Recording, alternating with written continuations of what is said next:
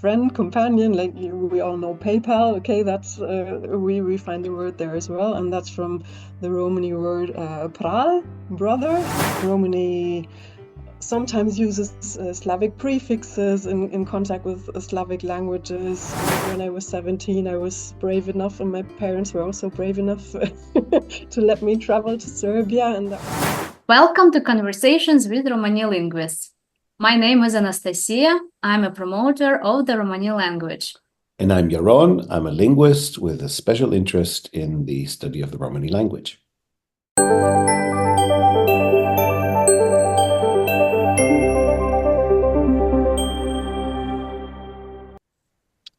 In this series of interviews, we talk to linguists working on the Romani language.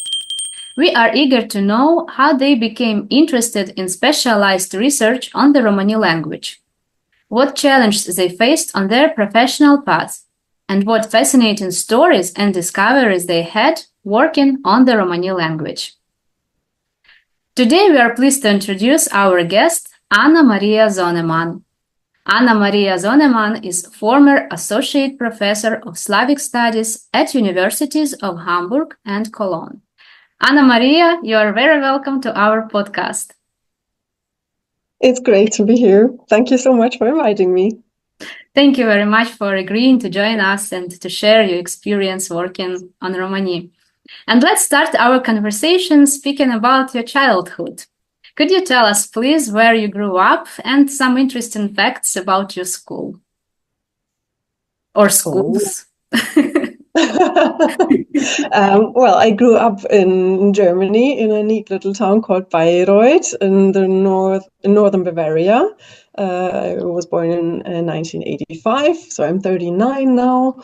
And well, my school time was not really interesting. I think what's more interesting concerning Romani is my later life, I guess. I studied Slavic studies and linguistics and political sciences in Bamberg, which is also a neat little town in northern Bavaria. It's not too far from my hometown. And so I got interested first in Slavic languages more than in Romani. When I was 17, I traveled to Serbia for the first time in my life after learning English and Latin and French at school, and Serbian was really a discovery for me. I had an email friend in Belgrade, and when I was 17, I was brave enough, and my parents were also brave enough to let me travel to Serbia, and that was my first contact with a Slavic-speaking country, and that was my gate to Slavic studies, I guess, and that's why I decided to do that and go to Bamberg and study that subject. And later I learned not only Serbian, but mainly Polish and Russian then, and did my Ph.D. on Slavic constructed languages, like Slavic Esperantos. So I'm really interested in languages in general, but mostly the Slavic ones, and then maybe that's about my younger life. You mentioned that you got interested when you were 17. As I understand, was it school time or university already? It was school time. I was in 11th or 12th grade, I think, yeah. I see. And before this time, do you remember what was your favorite subject? Also languages or perhaps? English and art, I guess. I always liked art very much. Very interesting. Do you remember your dream job when you were a child? Because, it's very interesting to see how our wishes, desires, which we had when we were small, how they influences, how they what role they play in our future choice of the profession. What about you? That's a very interesting question. Is it connected somehow, your dream job at the childhood and then your choice? I think, as far as I remember, as I always wrote in these friendship books, I wanted to be a singer or a farmer. Very So it has interesting. nothing really to do with linguistics, but at the moment I work at a farm shop, so maybe it's a different way. You And see? I do song leading among other things now because I left university a year ago and I'm doing different other things at the moment. And so that's like getting back to the old dreams a little bit. But yeah, interesting question. But these were my dreams as a child. Yeah. Somehow we could say that now you live in your dream. Yeah. Yeah. Very nice, very nice, very good achievement, you know. Okay, and so you got interested in studying Slavic languages, and what was your first encounter with the Romani language? How it happened? I think. Well, first I think it were the Emir Kusturica films, Mhm. like Black Cat, White Cat, which I loved. I watched it many times, and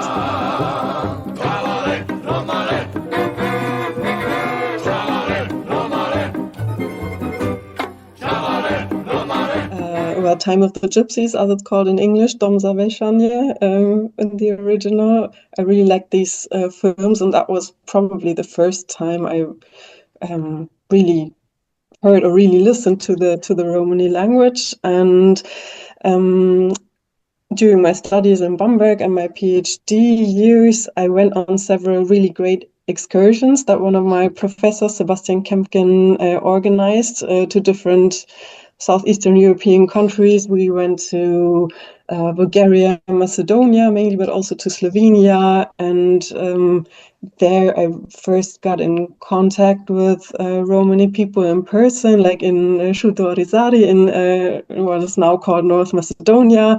So that was my first personal contact, I would say. And yeah, I got more interested over the years, and I was also really interested in Romani music because, as I said, I like singing, and Romani music is just great. And yeah, that was also something that caught me. Yeah. Mm-hmm. And how did you study? Was it easy? Was it difficult? What challenge did you face during your studies in Romani? Perhaps first steps, you know, if you could share with us, please. Yeah, I found it quite difficult to study Romani because of this amount of dialects or languages, as you want to call it.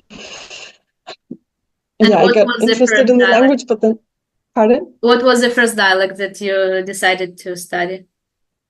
Well, the first dialect I got in contact with was, yeah, probably a South Balkan one, but the first one or the one I decided to learn was the one spoken in Slovakia, Poland, because I traveled to Poland a lot in my life, and I thought, okay, maybe like the Bergitka dialect or the one in this region felt closest to me in a way, and I had to decide for one because that was a real challenge for me at the beginning when I discovered, okay, there's no standard that is really used by everybody. I will decide to learn one specific dialect, and I found a great teacher in Martin Galis from the University of Prague, and he organized really wonderful Zoom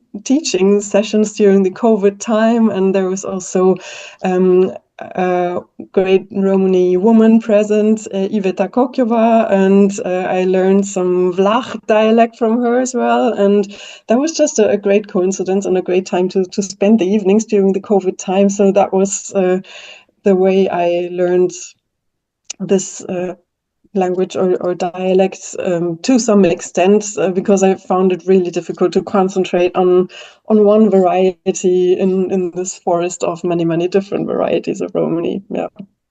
Interesting.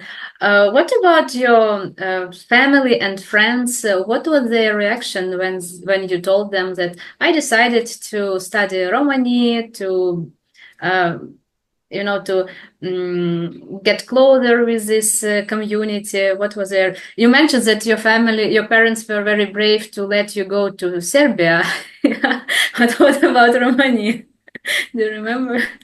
Yeah, I think my family and friends were already a bit used to it, that I like exotic languages because the Slavic languages seem very exotic to them, because I don't have any Slavic roots or anything. So I think my family was first a bit surprised that I wanted to go to Eastern Europe, and that all this was so interesting to me. And I think it was the same effect when I decided, okay, after all Slavic languages, now I want to learn more about Romani. But I guess they were already used to it. So they just let me do my thing, and they asked interested questions, and they read some of my articles that I wrote. And yeah, they were very open-minded, I would say. So they were already prepared to your linguistic adventures. Yes. Very interesting.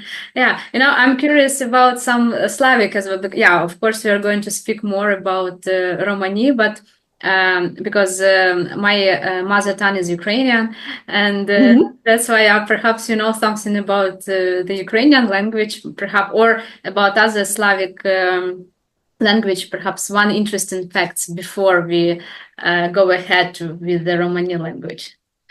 One interesting fact about One or Ukrainian. some interesting facts which you would could share with us. Oh, there are so many interesting things about Slavic languages. Well, for a long time, I found it very important to tell people that Ukrainian is not Russian, that it's its own language, and it has, well, both are Eastern Slavic languages, but it's two different standard languages. And I think by now people should know this, but I think this is really interesting and really important to repeat. Belarusian, Ukrainian, Russian are East Slavic languages, but they're all something of their own, and it's not all Russian. Thank you very much for mentioning that. Now I would like to make a special episode with you just talking about this topic, because because I'm Ukrainian, and very often I hear that Ukrainian is just a dialect of Russian language, or is the same. It's very, and you I heard as that a often specialist as well. when you tell this, it's very wonderful. Thank you. Yeah, I think that's important. Yeah. I'm not a specialist of Ukrainian. I learned it for 2 semesters at the university as a student, and I don't speak it fluently, but I liked it a lot. Yeah. Okay, thank you. So now I'd like to give floor for Yaron, and he also prepared some interesting questions about the study. Yes, and thank you. And let's actually start with that point. Let's stay with that point for a moment. You had a kind of in passing before, you said languages or dialects, however you want to call them, when we talked about Romani, but we've just had the point that Ukrainian is an independent language, not a dialect of Russian. So these things are notoriously difficult to sort out. What is exactly a language and what is a dialect? And linguists sometimes say a language is a dialect that has its own army and administration and territory and so on. But obviously, the Slavic languages some of them are well known because they're associated with countries. Some of them are less known, as you've pointed out. Some of them are even less known, such as Sorbian and Ruthenian, and there's all sorts of smaller Slavic languages that many people have never even heard about. And of course, Romani dialects, you almost have to be a specialist to actually be able to tell them apart and know what is what and what is spoken where. How deep, let's start with that. How deep is that division? So when we say there's different Slavic languages, how do they emerge as different languages, and how do Romani varieties emerge as different varieties? How does something like that happen over time? in comparison? Is Well, the traditional picture in the very traditional picture in linguistics is this tree picture, right, of language families. And actually Romani and the Slavic languages are not so different in this respect. It's like the Indo-European languages are the stem, and then you have these different branches, and one big branch are the Slavic languages, and one big branch is Romani with its smaller branches. And well, in calling languages or calling varieties a language or a dialect, it's always the question of how big is the distance between them, and if they are standardized. As I said, right. there were tries to standardize Romani, but it's not used by everybody. So there are Romani dialects that are very different from each other, that they are not mutually intelligible, as I would say. I read about, or I also wrote in my book, I wrote about two dialects as examples, one from Finland and one from Bulgaria, I think, and they are so different that they are certainly not mutually intelligible. And so in this, Are they on average kind of more different? Is it possible to say are Romani dialects potentially more different, show greater differences between them than Slavic languages? Are Slavic languages generally mutually intelligible? I mean, we know that some are, such as Bulgarian and Macedonian, or yeah. Slovak Polish, or to some extent Ukrainian and Russian, but not completely. So what's the picture in comparison? Are Slavic languages generally more closely related to one another than Romani dialects are? Mm, well, I would stick to the to the smaller families. Like the East Slavic languages are quite well intelligible with each other, and the South Slavic ones, or parts of them, like Bulgarian, Macedonian, as you mentioned, and the West Slavic ones, Polish, and Czech and Slovak in any case. And there are also branches of Romani that are closer to each other, but others that are really far away from each other. So I would see it as like small subfamilies that are mutually intelligible, and but further away from other small subfamilies. That's, if you want to stay with the tree picture, that always helps people to understand, as a metaphor, I would say. Right. There are kind of branches within Romani and there are branches within Slavic. And in that respect, the two are quite similar. And I'm asking this partly because you published various smaller studies on different aspects looking at Slavic and Romani, and then at some point a book that puts it all together and compares Slavic and Romani, and particularly their mutual influence on one another. We'll come to this in a moment. But can you give us some examples of how Slavic and Romani differ to begin with, in terms of structure or how consistent they are, within the different branches or dialects? What is something that is a typical trait, a typical feature of the Slavic languages, if we look at them as a whole or even just at individual branches? And what is something that is typical of Romani, just so that, people can get a bit of a grasp who don't know either language group? What would you say stands out, if somebody's wanting to learn Slavic languages and asking your advice, what will you tell them? Like 2, 3 things about the language. This is what you have to look out for. This is what's typical of Slavic languages. If there is such a thing. Well, Slavic languages are known for being notoriously difficult, I would say, and I would tell people maybe it's a bit more difficult to learn them than English, but the grammar is, to somebody from Germany or from a Romanian speaking country or so, it's maybe a bit more complex. It also depends from what language you come from, of course. Like the verbal system is a bit different. A really big deal in Slavic studies is always the aspect system, because you have when you have a verb, you don't have only one version of the word, but you have two versions of each verb, which is at the beginning a bit of a struggle to people who don't know what Slavic languages are like, and that's, yeah, as I said, a really big deal in Slavic So languages, can you give us but an it's very example? interesting because it's a different view of the word in a way, maybe, as you Can you can. give us an example? Because from English, for example, we have word pairs like to hear and to listen, to Mm. watch and to look and to see. And for us, from an English perspective, these are simply different words. They all relate to sometimes similar actions, but they're different words. There's no connection between them. But in Mm. Slavic languages, they're typically the same word, and then they have some kind of ending, or rather, not an ending, a prefix, so a beginning that is different, right? Or sometimes, can you give us a couple of examples? For example, in Polish, if you have the word to speak or to say, it's mówić. Yeah, and I say something now in this moment. Ja mówię coś. But if I want to say that in the future, I'm going to say something for a longer time, or if I want to speak for a longer time, I use this word mówić. But if I say something only once, I use the other version of the verb. It's powiedzieć.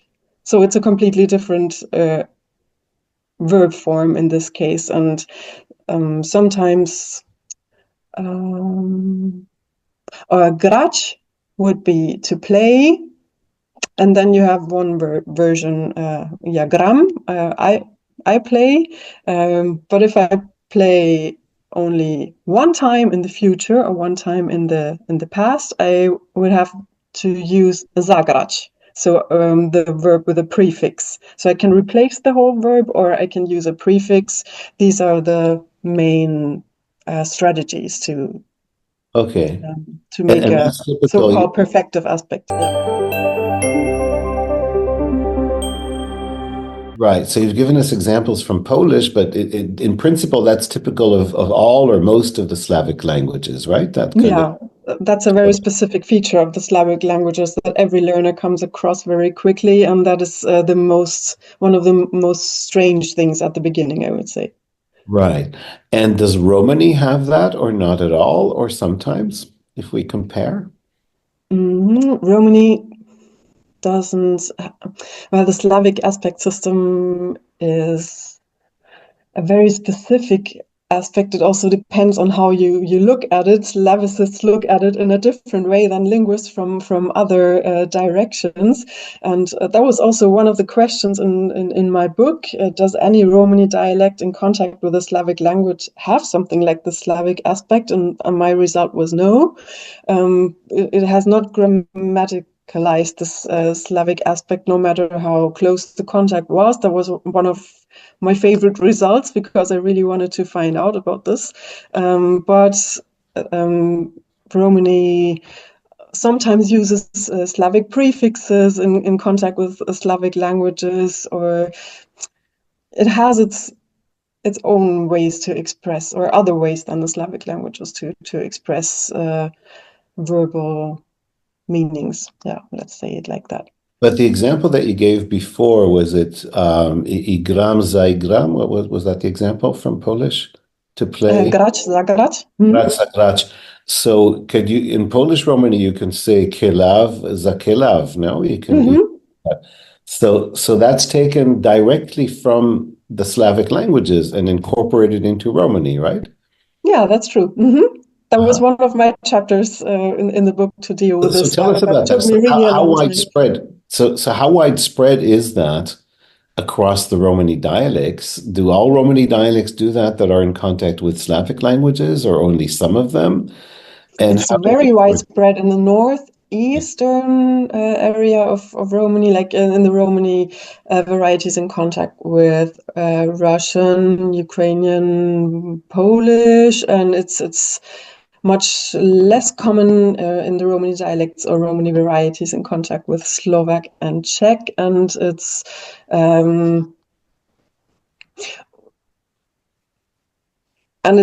not very common in contact with South Slavic languages. You would have whole Slavic words there with a prefix, but not the isolated Slavic prefixes.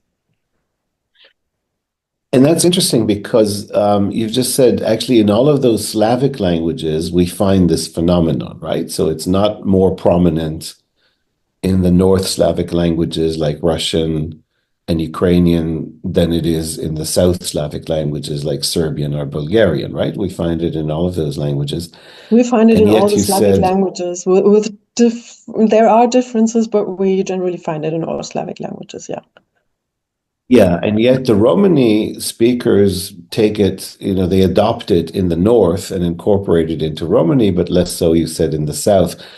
And one thing that I'm thinking of it's obviously, it's not the weather and it's not, how much forest there or not.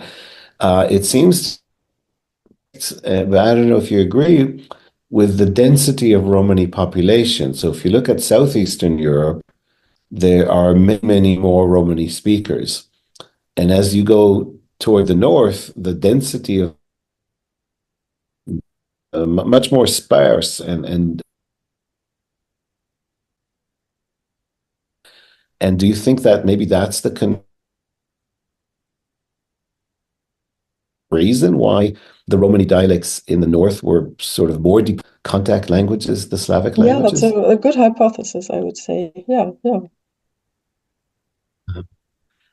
Is there any other obvious reason? I mean, are there other phenomena? We talk now about the verb and this, what we call the aspects, so how we express activities. Are there other things where we find that the north, there is more influence from Slavic languages on Romani than there is in the south?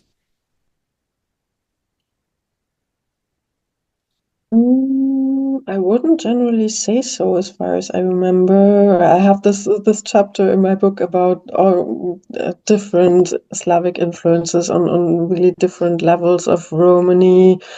There are differences in what the Romani varieties copy from the Slavic languages, but I would not generally say that, or I would have to check that again, that the northern varieties copy more than the southern. I think it's just different things that they borrow or copy.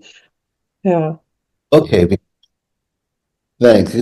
We had that one phenomenon, so I thought it was so maybe just kind of in context. I mean, basically all Romani communities are bilingual, right, or multilingual. Romani people always speak at least another language and sometimes several different languages, and that's where this influence comes from. But the language is open to influences, and Romani, of course, is not the only language that is influenced by other languages.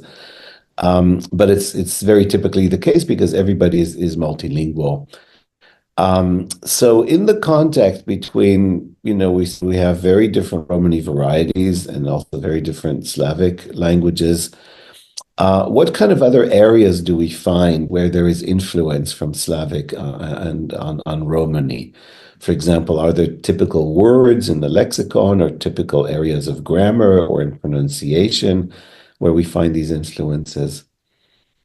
Yeah, it's on any level. I think the most obvious levels are phonetics, phonology, and lexicon, because you see or you hear from the very first moment that this has to be something Slavic. And when you go into grammar, you have to know a little bit more about the structures of the languages to recognize what might be an influence. But you have so many Slavic loan words and different varieties of Romani. You even find Slavic, old loan words from the Balkans in Romani varieties in Texas or anywhere in the world. So they were adopted at a time when Romani groups were in the Balkans centuries ago, and they took these words with them. I think that's really a fascinating thing, that in this way that these words survived a long journey and many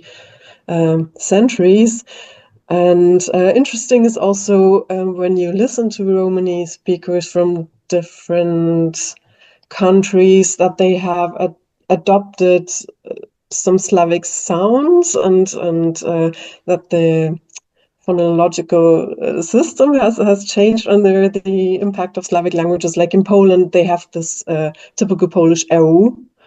It's money is not love, but it's Okay. wove Can you give with an a example? w. Or in Bulgaria, it's this this schwa sound. Yeah, these are two examples that come to my mind. In Russian, for Romani varieties in contact with Russian, you sometimes find a vowel reduction. And yeah, so this is something quite straightforward that you hear at once when you listen to the different Romani dialects. That's quite interesting. So when you hear somebody speaking in Romani, can you usually tell if that Romani from a country where a Slav language is spoken?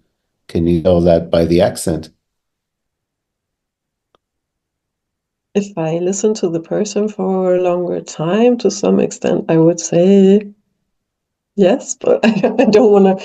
I think so. I think it's possible, but not only with Slavic contact languages. Then I think after some time you hear it by the loan words as well, because as you say, it's so fascinating that Romani people speak in this bilingual mode most of the time, or very often, and you don't only have Romani elements in this language, but you always have elements of the majority language of the country they live in, or older loanwords, like from Balkan languages. And I think that gets clear, and yeah, you can find out much about where this person lives, or where the group comes from when you listen to the person for a longer time. So we've talked about languages and dialects and how this has to do with of the language. You said before, is it standardized? And I said, is it linked to a particular territory? But there's also a different kind of speech variety that is referred to as argot in English that you've written about as well, right? And you've investigated. And these are, for example, language forms or language varieties like Shatovački, which is kind of a form of Serbian, or Hantirka, which is a form of Czech, and they have some connection with Romani. Can you tell us, first of all, a little bit about what are these languages? How are they used? And how do you get access to them? You know, how do you know about them? And what's their connection with Slavic and with Romani?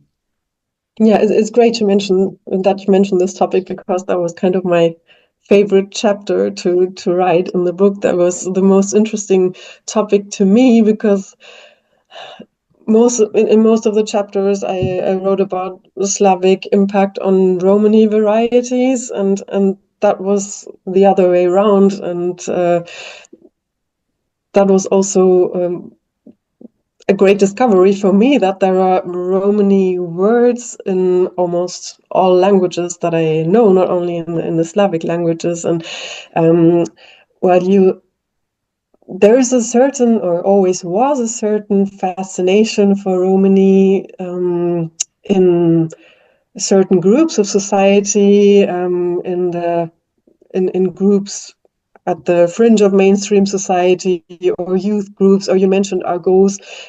When you look at earlier centuries, there were other peripatetic groups, other people who traveled and worked in different places and got in contact with Romani speakers, and yeah, due to the fact that they worked together, or had some trade contact, or that they found Romani people cool or interested interesting. They took over some of their words and phrases, so they got into the language of certain groups.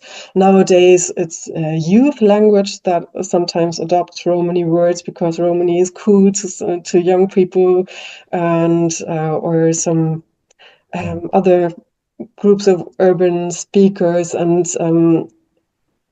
so through these historical argots and also through contemporary youth language, some Romani words make it into general colloquial language, and we use them quite often, or at least from time to time, but most people don't know that they are of Romani origin. For example, it was a great discovery for me that in my mother tongue German, there's this Romani word Bock that we use all the time in colloquial German. Ich habe Bock auf etwas.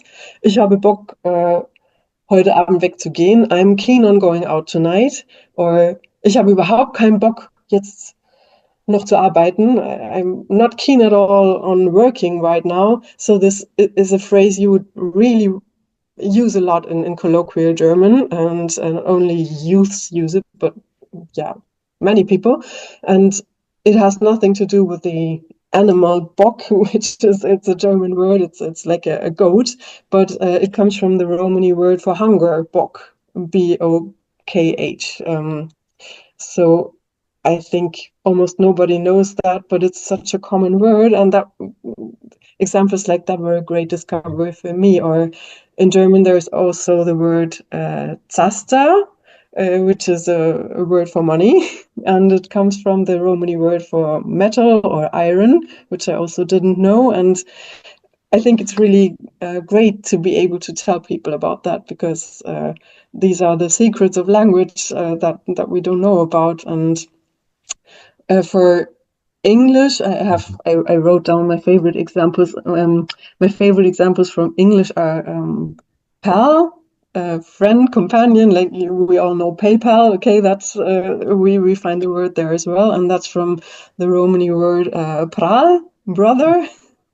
I didn't invent that. I wrote that in one of your. I read that in one of your books, Jarona. So that's not my discovery. This knowledge was there before I wrote my book, but these were my favorite discoveries because, it's just really good to know. And in English, there's also lollipop, which comes from the Romani phrase for red apple, which is also really cool, I think.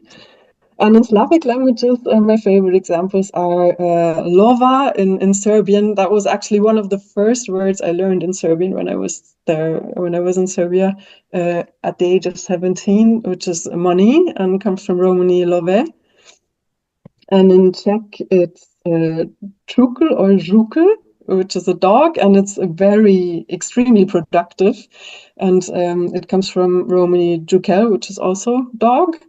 And there was an interesting discussion in the literature I read about the Russian word chuvak, which is also quite widespread in colloquial Russian, I think, which is a boy, a man, or a guy. And there's this discussion if it's from Romani chavo or from Juf. Chavo is a Romani boy, or Juf is a louse. And there seems to be some common idea that it must be from Romani, but there's this discussion going on. What's the original word? And this was like my favorite part of the work because we use these words without knowing that they're Romani, and we should know.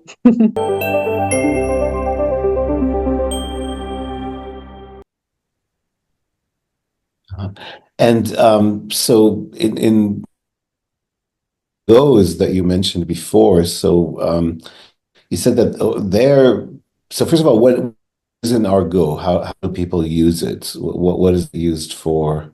Or these argots that have names like Hantirka and so on. What are they? Who speaks them, and are they still around? Do they still exist, or is it just a historical phenomenon? Well, it depends on which literature of social linguistics you read. For me, argot is a term for historic, like what we would now call slang, or an in-group language of a historic group. But it's a historical thing for me, in my understanding. Okay. Yeah.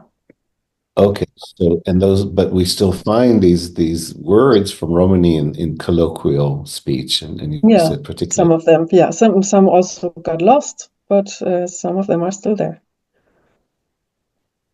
well, you discovery, and you used it kind of casually. It's for you, this was an interesting discovery. So, in the sense that something that you didn't know before.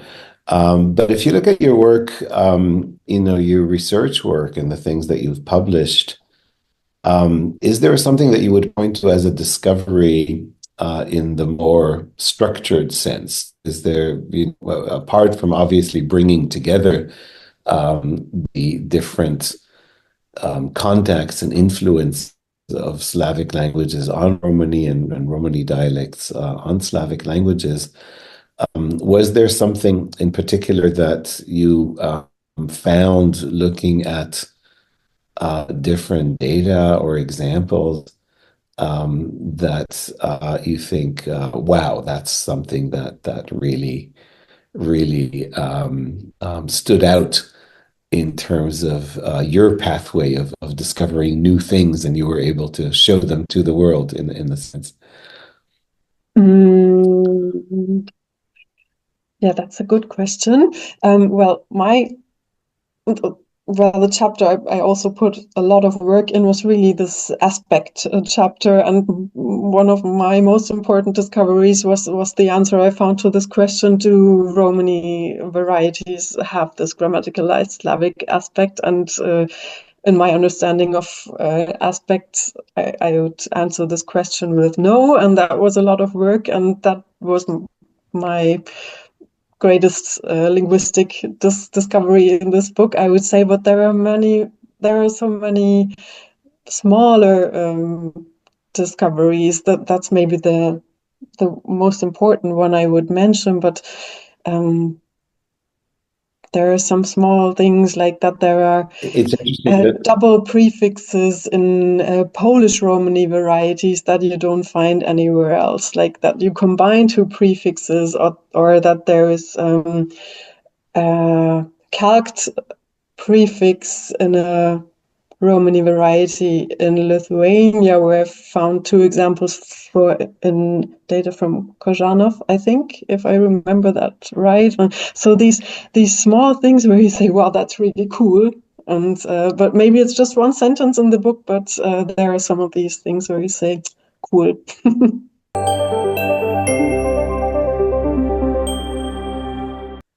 But that gives us interesting insight into how linguistic work is often done, that it's the detail Yeah, right. that you need to collect, and it's the detail that comes together and forms bigger patterns. And without that detail, we often don't really get to the patterns. And another interesting thing is that you just mentioned that, the work on Slavic aspect, and there's a chapter that you devoted, and you found that there wasn't kind of influence. And so the absence of something can also be a discovery. And we don't always appreciate the absence as a discovery. We just That's think, true. something new that is there. But here there's development in a certain direction, but they stop somewhere. They don't encompass everything. And so the limits, if you want to call it that, perhaps, of contact between languages are also an interesting discovery, because we can think of it as otherwise being almost limitless in particular words. Are there particular words that you've come across in Romani dialects that are never from Slavic? I mean, let's say classes of words or classes of meanings, or are there Slavic words in pretty much every kind of domain of meaning? Oh, I would have to read So, it for in detail example, again. read it again in detail. Right. Okay, fair enough. But, we've been talking about influences on different structures of language, like the sounds and the grammar and the words. You've also looked at influence in the way that language is written. And it's something that we don't necessarily always think of as influence among languages, because sort of writing a language is considered to be a sort of important breakthrough for its status. And people are constantly debating.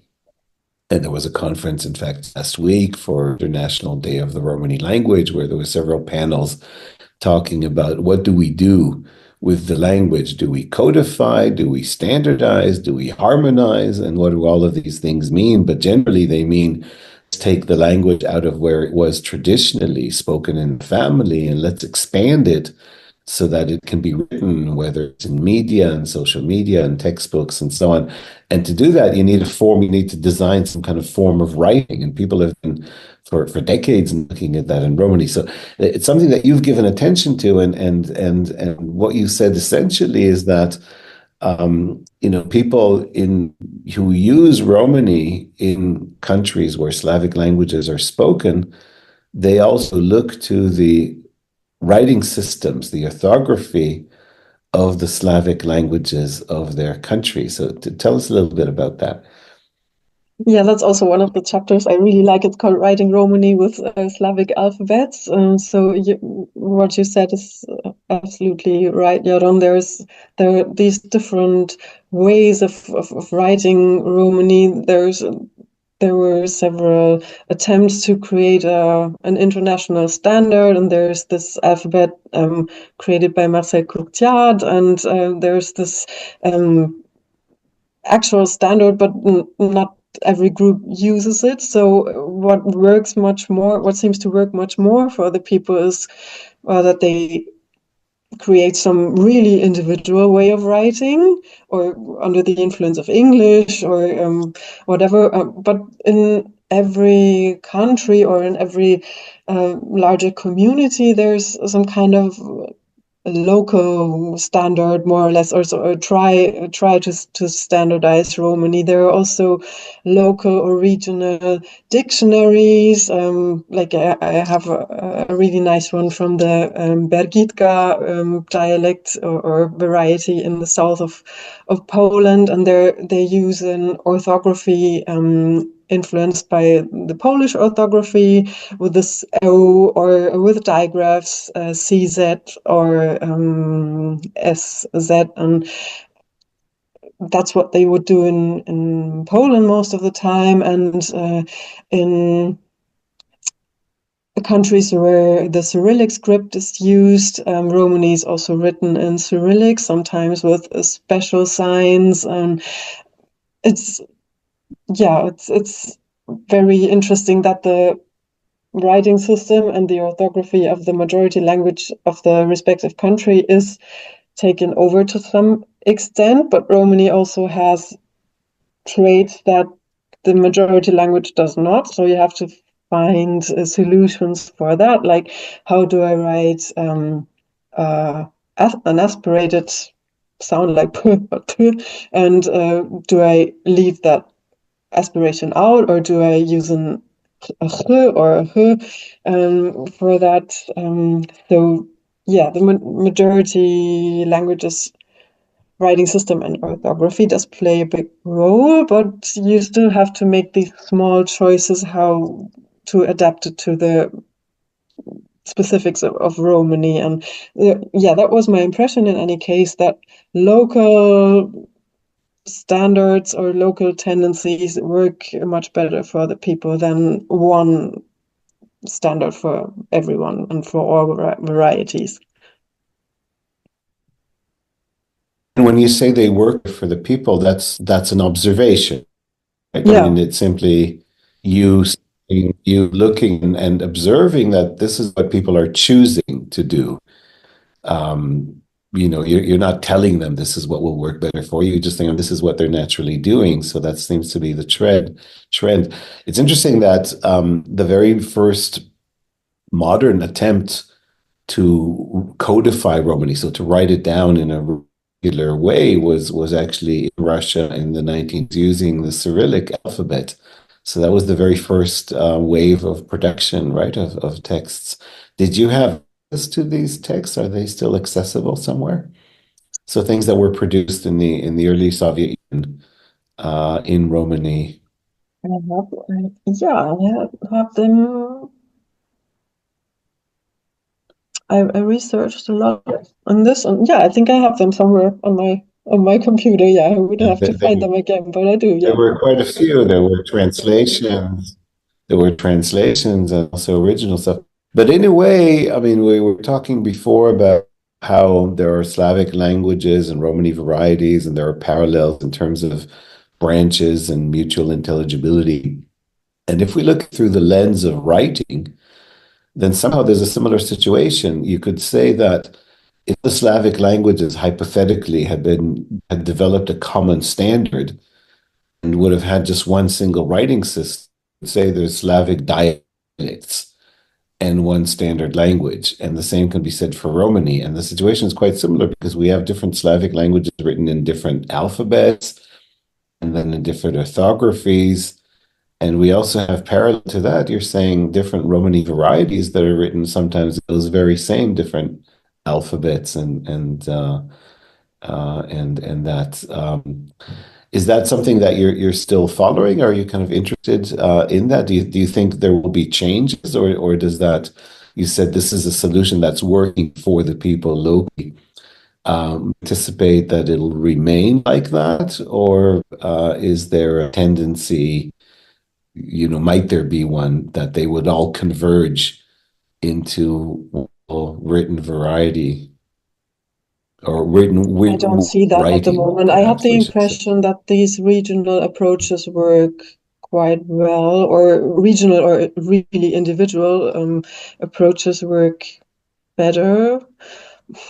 I wouldn't exclude anything for the future, but it's my impression that this solution works for the moment. Yeah. So, but it's just quite interesting that you made this comparison to the Slavic languages right now, because as I said, I wrote my PhD thesis about Slavic constructed languages, and there was always this thought: if we had one easily learnable Slavic languages for all, what would it be like? What would the structures be like? And oh my God, what alphabet would it be written in? Should it be in Latin? Should it be in Cyrillic? What orthography should we use? And it's actually a question that these authors of Slavic constructed languages at different times thought about a lot as well. So yeah, that's a question you don't get away from when you want to standardize a language and make an over-regional thing out of it.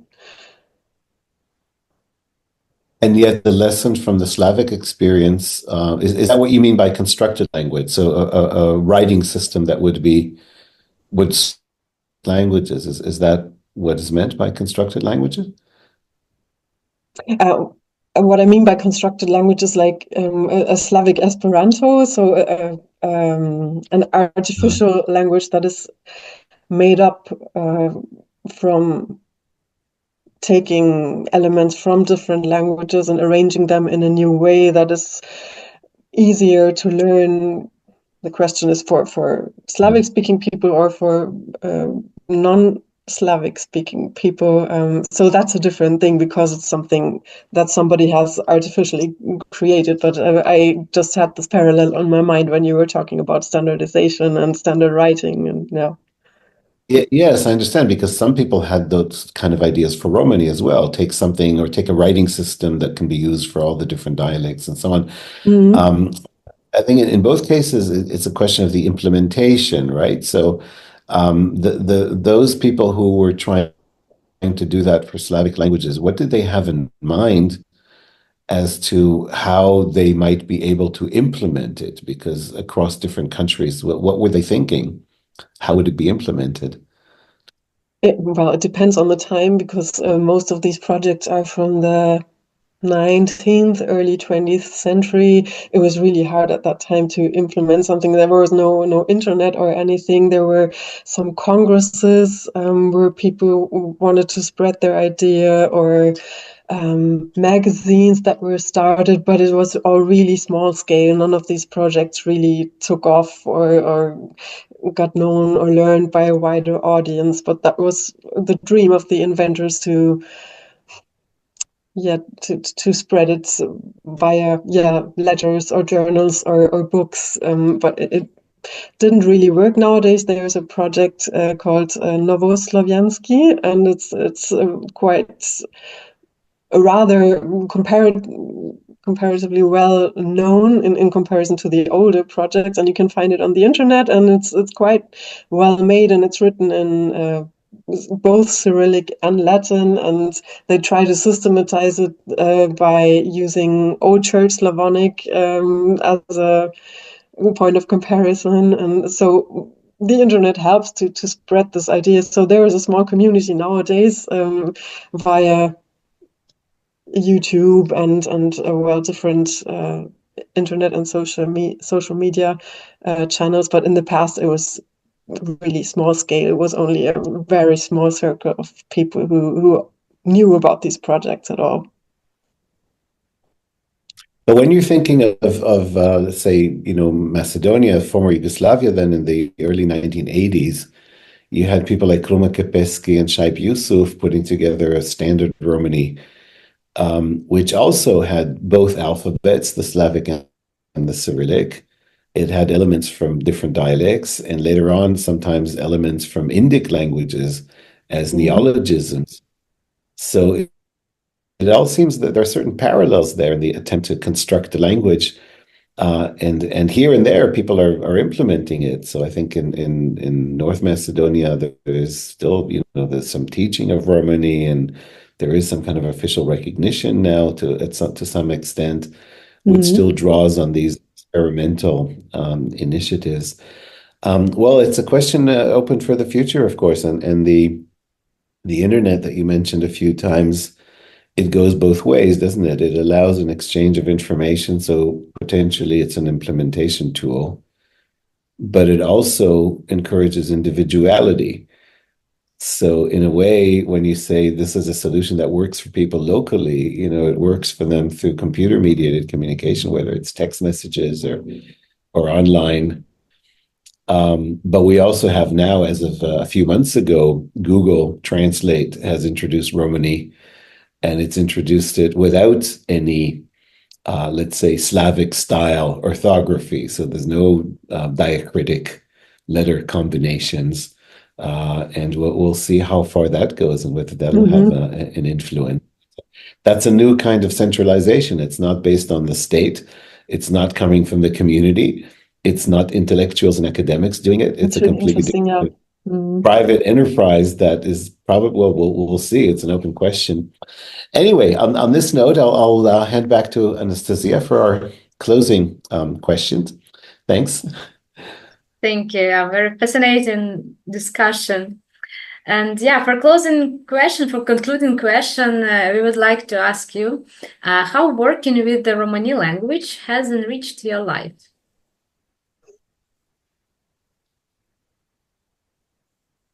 That's a very good question.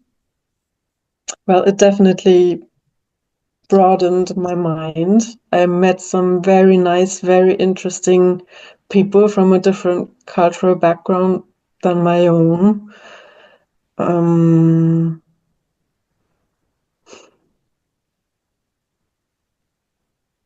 many ways, it's hard. It's really hard to answer this question.